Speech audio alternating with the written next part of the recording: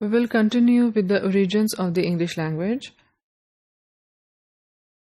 Traditionally, languages have been classified in terms of the genetic relationship that they exhibit. The term genetics is being used here metaphorically, as we know that only humans have genes. But a living language is often compared with a living body, just as a human body goes through different stages of development from infancy to old age. Similarly, a language also goes through different stages of development and sometimes ultimately dies. English belongs to the Indo-European family of languages. Indo-European family of languages is one of the 94 topmost language families of the world and comprises 430 actively spoken languages. This diagram tells us that the language families are then divided into groups. English comes from the Germanic group of languages. Germanic group of languages includes some of the most widely spoken languages in the world, like English, German, Dutch, Swedish, and Danish. And the Indo-European language family also includes some of the most popular and most widely spoken languages in the world, which includes, other than English, Spanish, French, Italian, Portuguese, and Russian. Languages are then further classified in terms of the stages of development that they go through. English is also divided into 4 and sometimes 5 stages of development, starting from Old English, then Middle English, then Early Modern English, and then Contemporary English. Old English covers a period from 400 to 1100 AD. At this time, English had a large number of inflections. Inflection means that the word form is changed with the addition of some letters to it.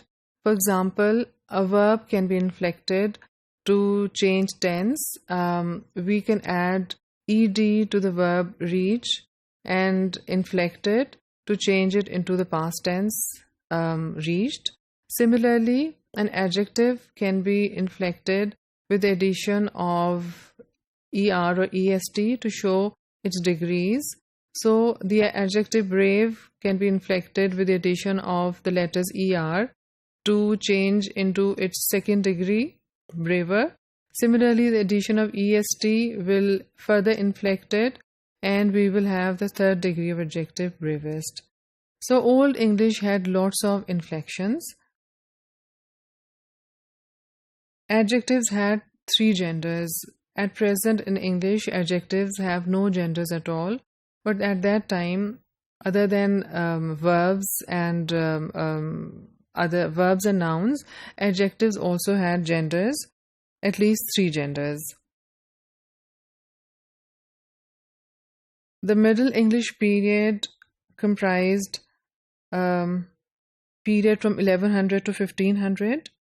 During this period, inflections began to drop off or completely disappear. A lot of new French words were also added to the English language during this period as a result of Norman conquest.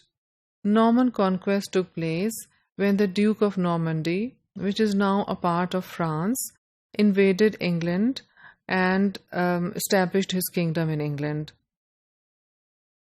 A time came when there was a class division on the basis of the language, as some kind of French that Duke of Normandy had brought with him became the court language.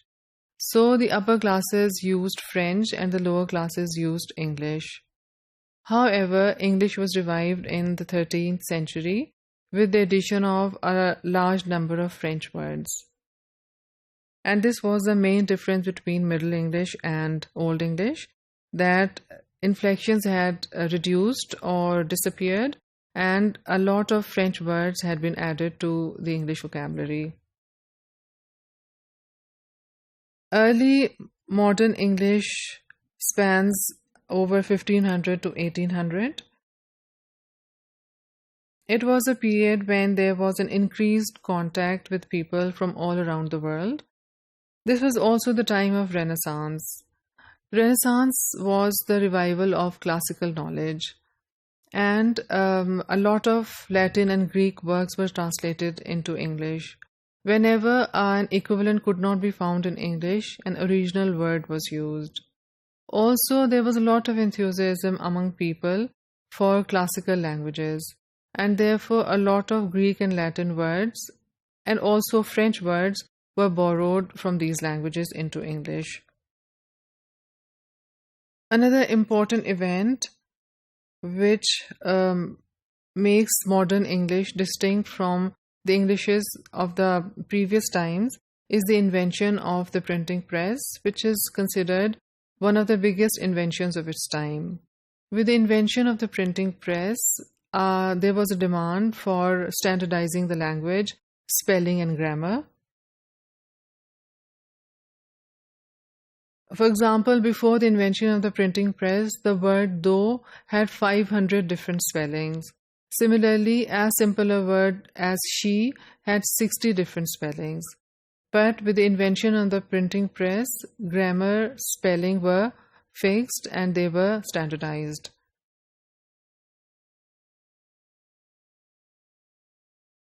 Dialect of the capital London was accepted as the standard dialect, as most of the printing presses were located in London.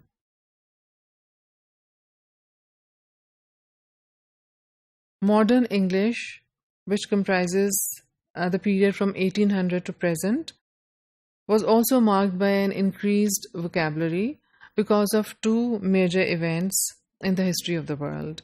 One was the Industrial Revolution and technology, and the other was the expansion of the British Empire.